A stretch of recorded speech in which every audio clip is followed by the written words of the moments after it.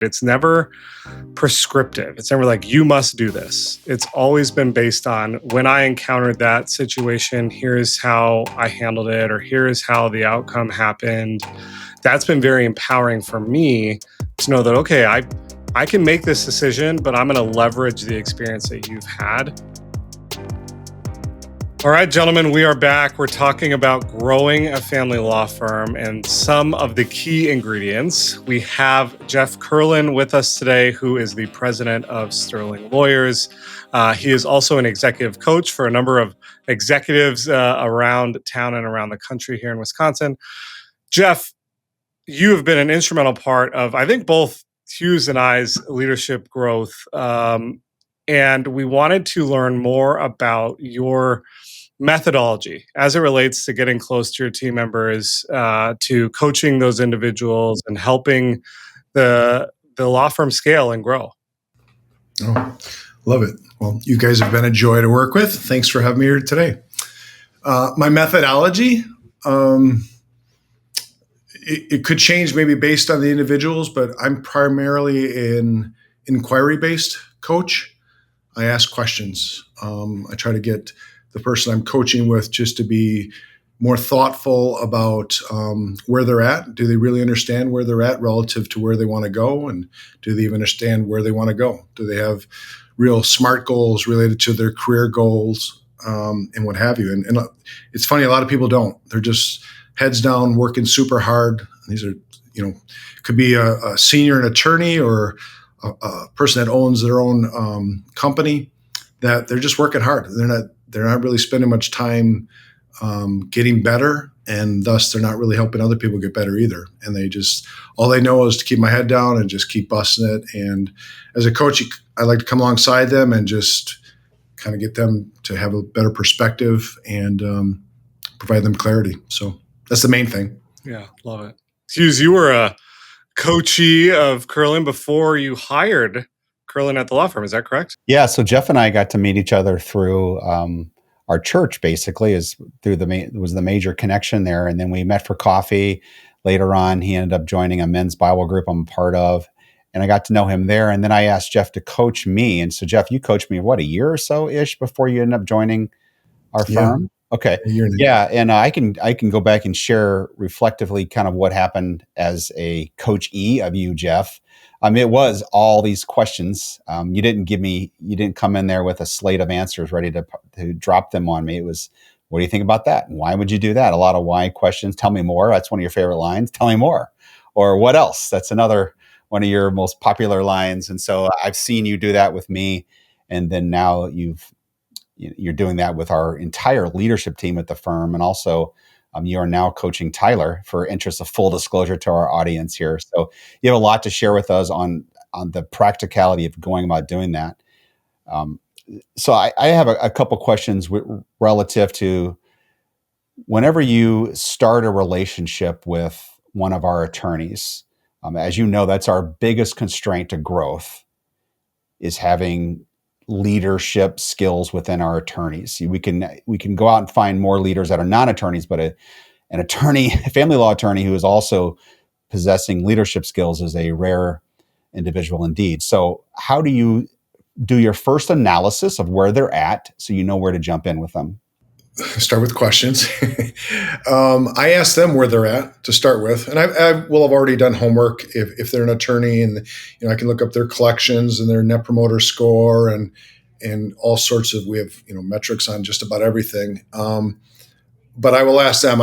First and foremost, I want to know: do they know where they're at? Do they have good clarity on that? And start from there. Like, how are you doing today? Where do you want to get better at? Where do you think you have gaps? And people are surprisingly really honest, most of us, especially if it's in a comfortable coaching environment. I'm here as your advocate. I'm here to help you. I'm not here to, punish you or get on you about anything. If you're desirous of a better version of yourself, I'd love to come alongside you and help that along. And usually people respond really well to that. One of the tools I've seen you use quite a bit is the 360 review. And when you did that with me when we first started, and then you've done that with a lot of our teammates, some you've coached, some you haven't really coached with, and you're doing that now for yourself. Actually, it's coincidentally it's going on for you. Um, so how do you go about doing that without turning that into a toxic, defensive sort of experience?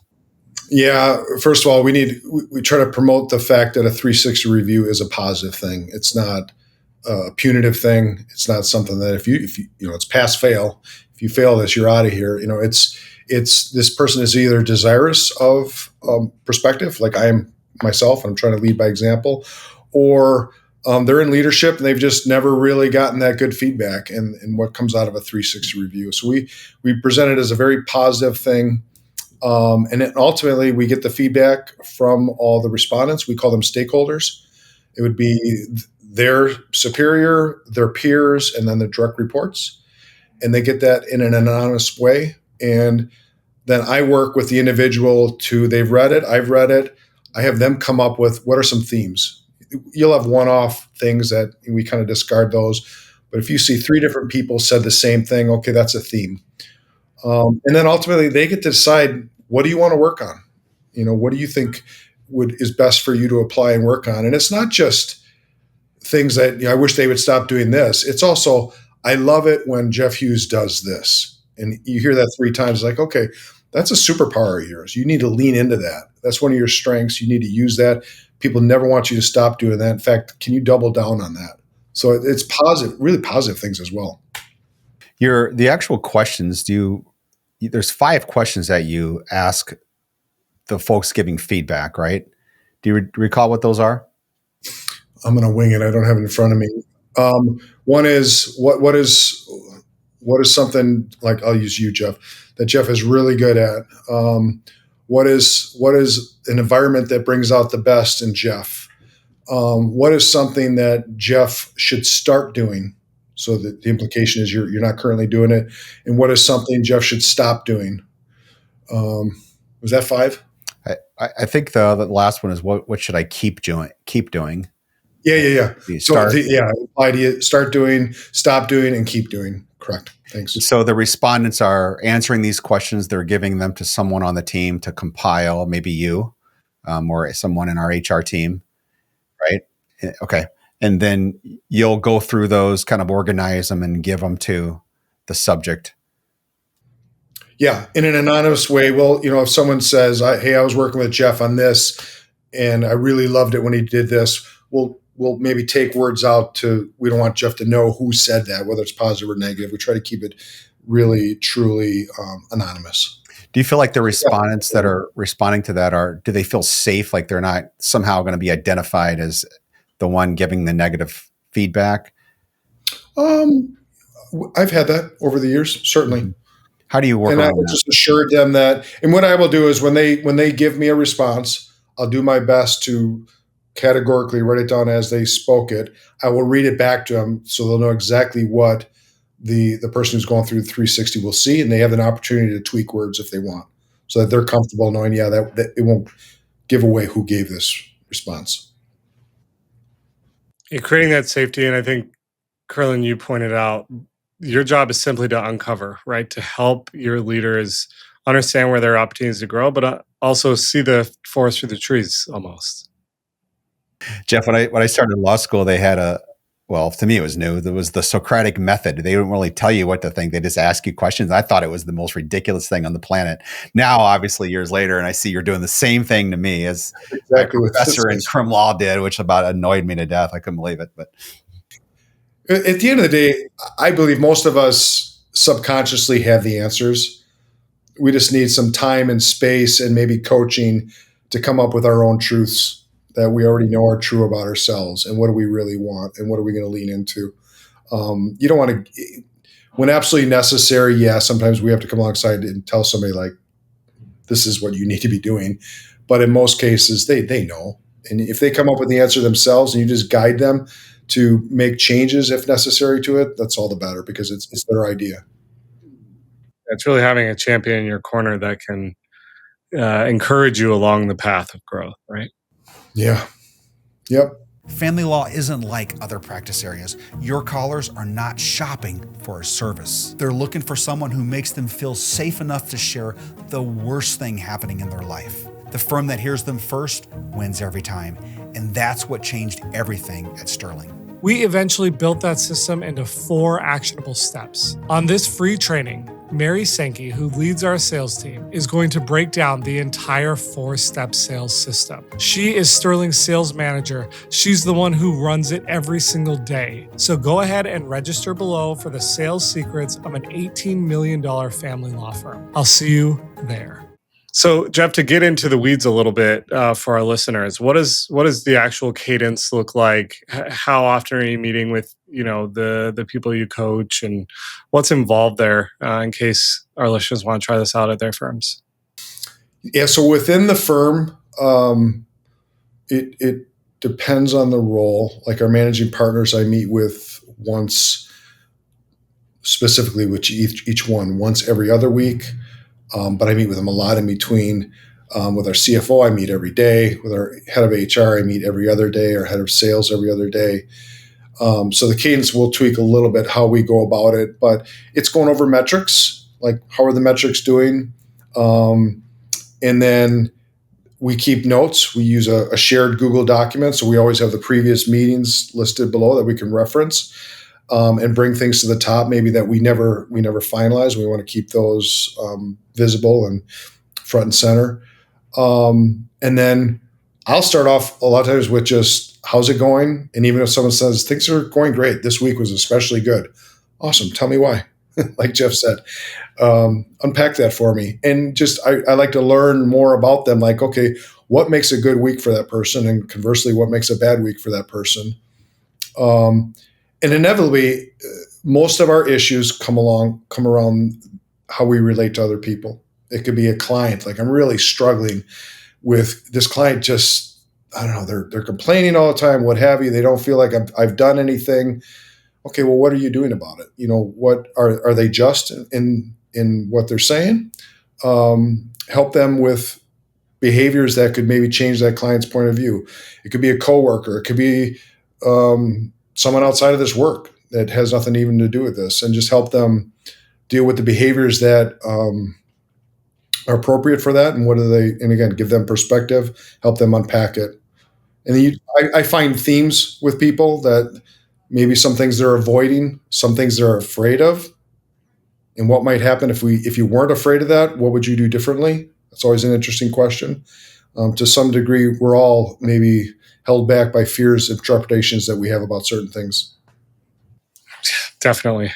So if I wanted to become a coach, it feels like the actual coaching session is very much question answer, get to know where the opportunities are.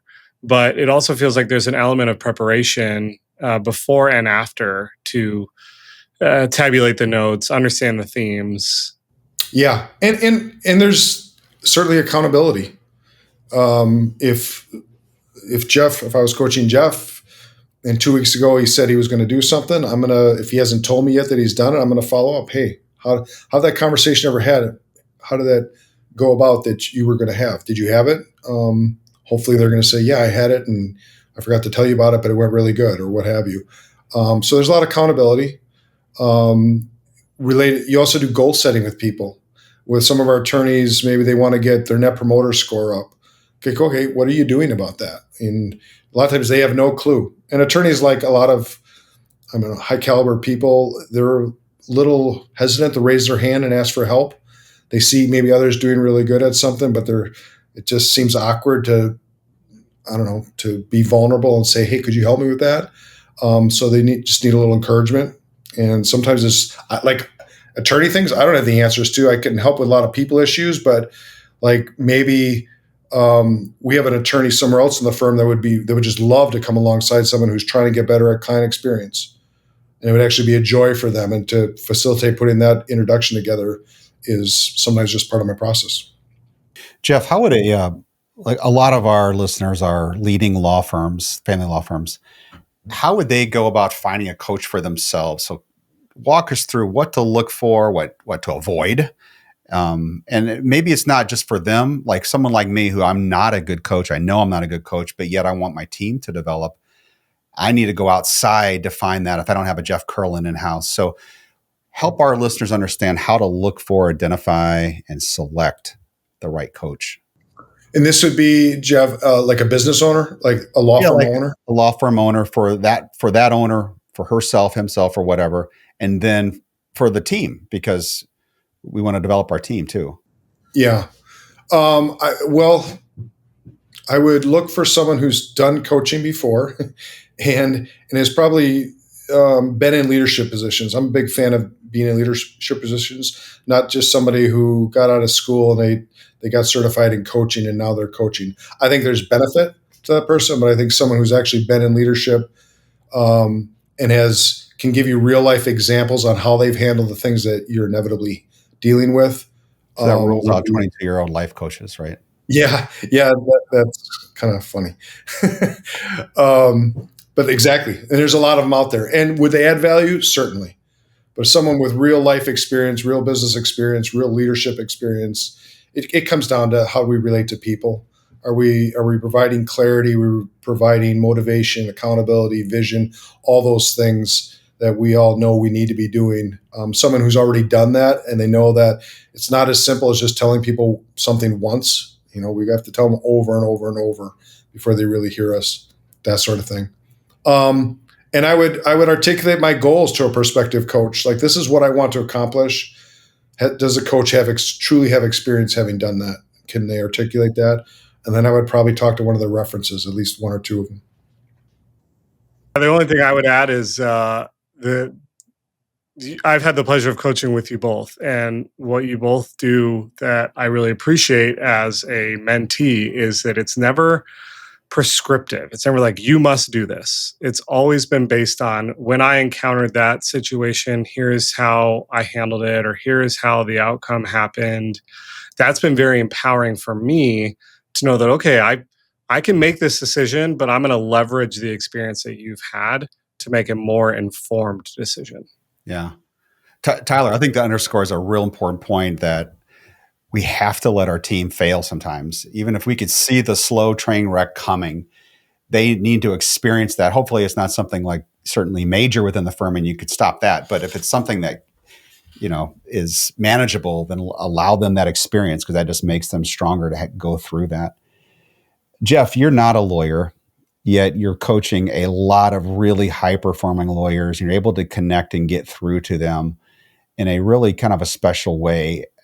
How do you do that with non-lawyers and address the concern that so many lawyers have, like they need another lawyer to coach them? There's still things that are common. Lawyers still want to grow professionally, grow in their skills. I can still, prompt them and to get out there, grow professionally. Are you going to CLE things? Are you going out? Are you networking? Are you doing things that are going to get you referrals? That's all part of your professional growth. Client experience, empathy, things like that. This just comes down to how we treat people. And a lot of that's not intuitive. Unfortunately, it's not taught in schools. But how you make people feel is everything. They could care less what you say. How they deal with stress management and resilience, especially in family law. It's just constant. And how do they put that in a compartment and go home and feel good about what they've done and come back the next day ready to do it again? Is just sometimes just having someone to talk to about that. And someone, if it's your boss or your coach or whatever, to go, yeah, I can see that's really tough. Ugh. But you're making a difference. And look at and celebrate those differences that they've made in people's lives. Accountability and performance. Most people want to get better, and we look back. Those of us who've been blessed with a coach in athletics or what have you, one that pushes us, one that sees what we're really good at and maybe what we're not good at, and helps us focus on the right things and being the best version of ourselves. And that coach, when you come out the field, you want to hear them say, "Great job," like just lights you up. Our employees are no different. Catch them doing something right. Say, "Great job. And you just killed it yesterday. That was awesome." I like to still hear that. So usually I'd like to hear from my wife.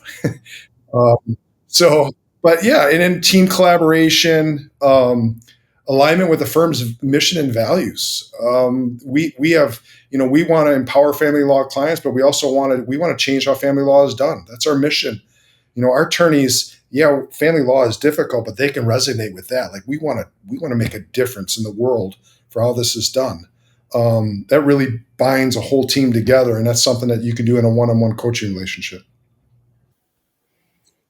Do you have a sense for what the cost is range? What are the ranges for a good coach that could support some of these law firms? What they're going to Probably between 1,500 on the low end a month. It could even be a little bit less if it maybe this is just for an attorney coaching. To a full blown business coach could run up to $5,000 a month. A good coach is going to pay for themselves pretty quickly. So, and again, they should have references that have folks that could articulate that. I've heard lawyers say they want a consultant and not a coach. What's the distinction there in your mind? What have you seen? Yeah, I don't know that I've heard that, but I guess I think I understand. Maybe a consultant is something consultant just seems a little more passive to me. They're going to answer questions. They're going to be around, maybe provide some real world examples, but they're not really in it. Or to me, a coach is more intimate.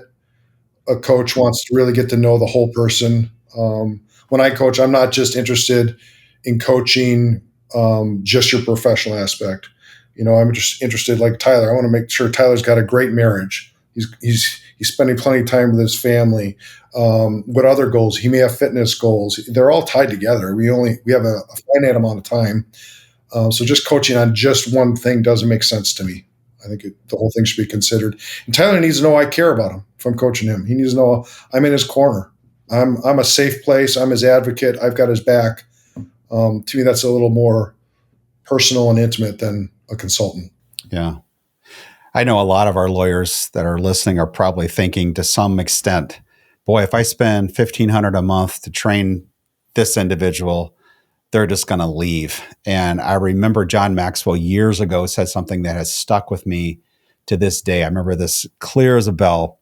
What's worse than that you paying a bunch of money to train them and they leave is you don't train them and they stay. So that's the first thing. Second thing is usually when that person leaves is because they've surpassed the leader. So as leaders, it's incumbent upon us to be constantly growing so we can pass that on to our team. And in some sense, educationally, growth-wise, staying ahead of our team is important, at least in the key areas. Mm-hmm. Agreed. Yeah, well said. Jeff, as we kind of end up here, I'd love to hear, other than me, of course, a success story from your past. Is there one, individual that you can think about that really, was able to leverage your relationship and catapult their career? Yeah, there's been plenty. That's why I do it. Honestly, it's just so much fun. We have a managing partner who is just beloved by everyone. She's the avatar for every young attorney that comes in here. But she struggled with giving people the hard truth. She would sometimes put it in a nice, pretty package and deliver it, and it really was never really delivered. And helping her get to a point where she could really tell people honestly some things that maybe they didn't want to hear or she thought they didn't want to hear. And it's become a superpower of hers. She's someone who, the old adage, you can tell someone to go to HE double hockey sticks and they look forward to the ride. That's her now. She's just great at it. And it's just added to her being already a really well-rounded manager. And she's leaned into it quite a bit and is really good at it. And to the point where that people, when she speaks, the room gets quiet because people want to hear what she has to say. And she didn't used to have such a voice. So just need a little encouragement along the way. Well, yeah, and I didn't wave any magic wand. I don't think I did much at all other than point it out to her and just advocate for her. And she did all the rest. And it's so cool. That's like the power of everything we've talked about today. If you're listening to this and you think, "Oh, I'm not a good coach," or "I can't do that," your team needs you. Your team needs you to support them. They didn't know that you have their back, and it's going to be fun watching them grow. Good stuff, guys. Really appreciate your time. Excited for the next one.